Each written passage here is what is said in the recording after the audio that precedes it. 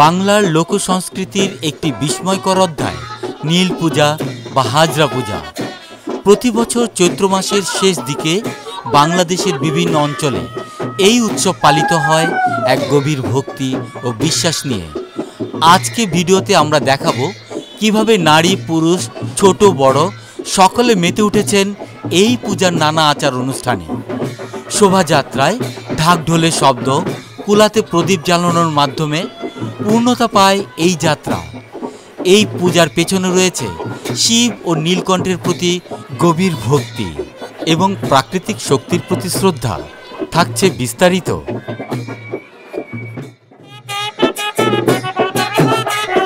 বাংলার মাটিতে শতাব্দীর পর শতাব্দী ধরে প্রবাহিত হয়ে আসা একটি লোকাচার নীল পূজা, যা অনেক এলাকায় হাজরা পূজা নামেও পরিচিত।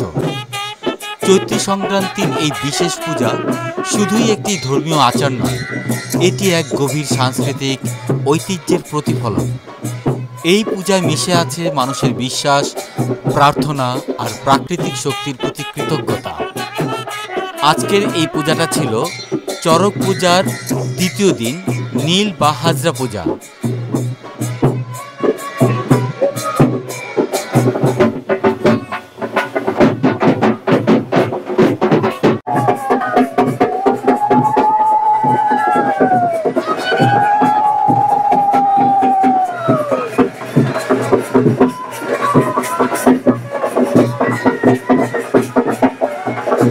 পূজার মূল পর্ব শুরু হয় পুরোহিতের মন্ত্রোচ্চারণ ও ভক্তদের নিবেদন দিয়ে।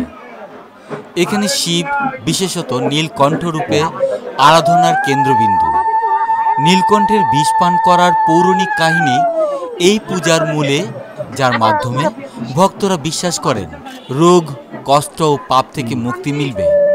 নারীরা উপবাস থেকে শুরু করে প্রতীকী জলস্নান পর্যন্ত নানা নিয়ম পালন করেন এই পূজায়।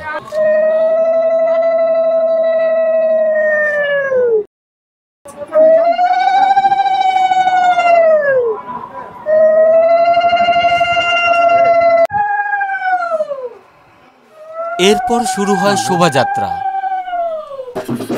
ঢাকের তালে পুরো এলাকা জুড়ে যেন এক চলন্ত মেলার পরিণত হয়।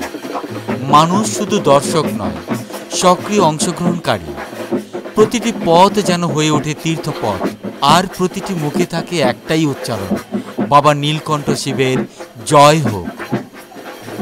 নীল পূজা শুধু এক ধর্মীয় আচার নয়, এটি সমাজের বন্ধনের উৎস। এই দিনে জাত পাত, ধনী গরিবের ভেদাভেদ ভুলে মানুষ একসাথে উৎসব করে। সবকিছু মিলে এক অপার আনন্দ।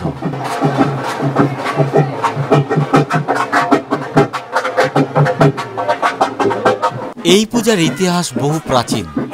লোককাহিনীতে পাওয়া যায় নীল পূজা মূলত শিবের নীলকণ্ঠ রূপে আরাধনার মাধ্যমে কৃষিপ্রধান সমাজে বৃষ্টি ও রোগমুক্তির কামনায় উদ্ভূত হয়েছিল।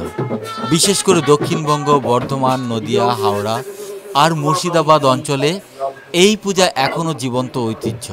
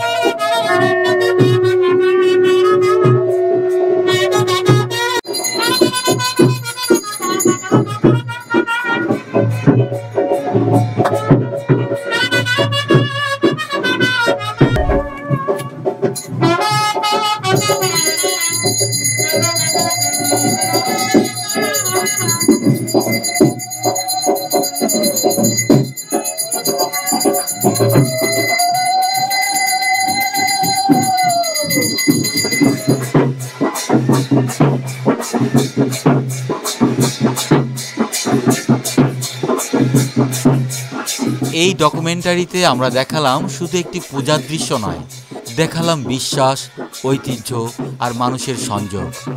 নীল পূজা আমাদের শেখায় লোকাচার মানে কুসংস্কার নয়, বরং মানুষের জীবনের সঙ্গে যুক্ত এক শক্তিশালী সংস্কৃতি।